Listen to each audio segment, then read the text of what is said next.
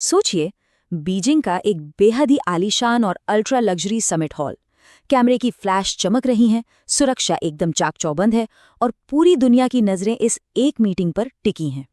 एक तरफ है अमेरिका, जो सदियों से ग्लोबल बॉस बना हुआ है, और दूसरी तरफ है चीन, जो एक फ्यूचरिस्टिक सुपर पावर की तरह तेजी से उभर रहा है। आज के इस एक्सप्लेनर में हम डोनाल्ड ट्रंप और शी जिनपिंग की इसी ऐतिहासिक मुलाकात और भविष्य के बदलते ग्लोबल ऑर्डर को डिकोड करेंगे।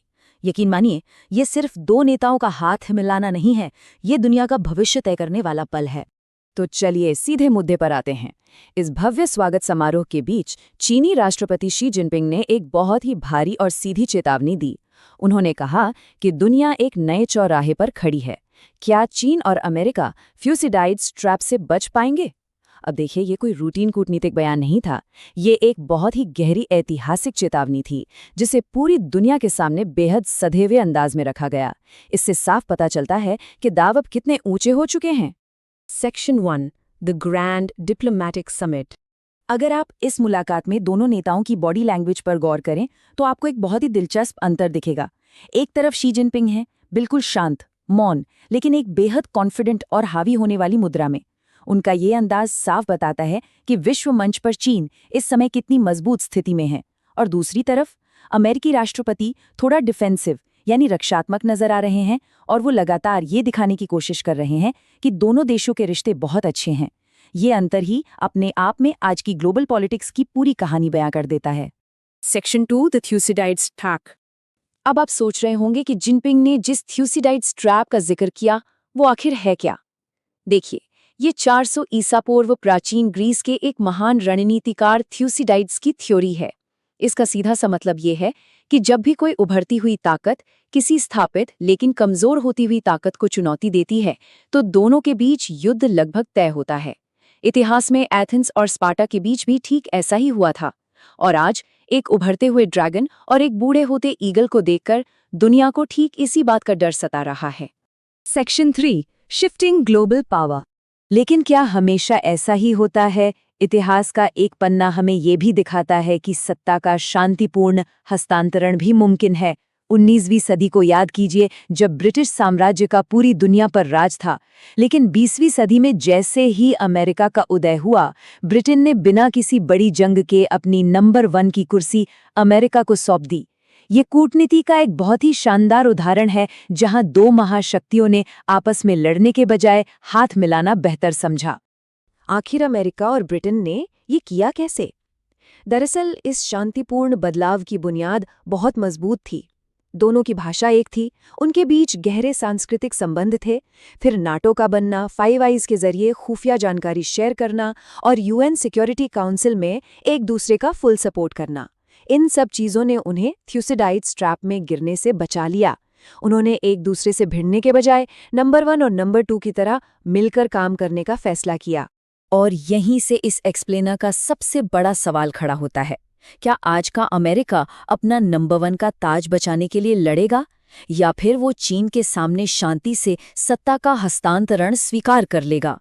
क्या अमेरिका इस कड़वी सच्चाई को अपना पाएगा कि अब वो दुनिया की इकलौती महाशक्ति नहीं रहा?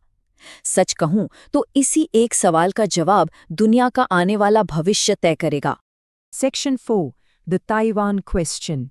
ताइवान के मुद्दे पर आने से पहले जरा इस बात पर गौर करते हैं कि अमेरिका फिलहाल दुनिया में किस स्थिति में है। अमेरिका अभी काफी मुश्किलों से घिरा है। ईरान में उनका ऑपरेशन फेल हो गया, मिडिल ईस्ट और यूरोप के साथ रिश्ते तनाव में हैं, और ईरान के पास अभी भी संवर्धित यूरेनियम है। और तो और अमेरिकी राष्ट्रपति का भारत में होने वाले क्वाड समिट को छोड़कर सीधा बीजिंग जाना, ये सब दिखाता है कि अमेरिका अभी बैकफुट पर है और चीन को बेवजह भड़काने का कोई भी रिस्क नहीं लेना चाहता। और इसी दबाव का एक बेहद दिलचस्प और हैरान करने वाला नज़ारा अंतर्राष्ट्रीय मीडिया ने कैमरे में कैद किया। जब अमेरिकी राष्ट्रपति बीजिंग में टहल रहे थे, तो एक रिपोर्टर ने उनसे सीधा सवाल पूछा, क्या आपने ताइवान के मुद्दे पर बात की? और नतीजा? बिल्कुल सन्नाटा, कोई जवाब नहीं। जो नेता आमतौर पर हर छोटी बड़ी बात पर अपनी राय रखते हैं, उनका ताइवान जैसे अहम मुद्दे पर इस तरह एकदम खामोश हो जाना स्थिति की रणनीतिक गंभीरता को चीख-चीख कर बयां करता है। जरा इस खामोशी की तुलना दूसरे मुद्दों से कीजिए। कश्मीर जैसे मुद्दों पर यही अमेरिकी नेतृत्व अक्सर बोलने के लिए उतावला रहता है, तुरंत समाधान देने की बात करता है, लेकिन ताइवान के नाम पर एकदम सन्नाटा। हद से ज्यादा सावधानी बरती जा रही है ताकि मेजबान देश यानी चीन किसी भी कीमत पर नाराज ना हो। ये विरोधाभास हमें साफ साफ दिखाता है कि आज अमेरिका चीन के रिश्ते कितने ज्यादा संवेदनशील हो चुके हैं। लेकिन रुकिए, इस सैन्य और राजनीतिक तनातनी के पीछे एक और खेल चल रहा है, अर्थव्यवस्था का खेल। आपको जानकर शायद हैरानी हो कि इस कूटनीतिक दौरे पर अमेरिका का एक बहुत बड़ा बिजनेस डेलीगेशन भी साथ गया था। इसमें टेस्ला और स्पेसएक्स के एलन मस्क, माइक्रोसॉफ्ट के टॉप अधिकारी और कई बड़े अमेरिकी सीईओज शामिल थे।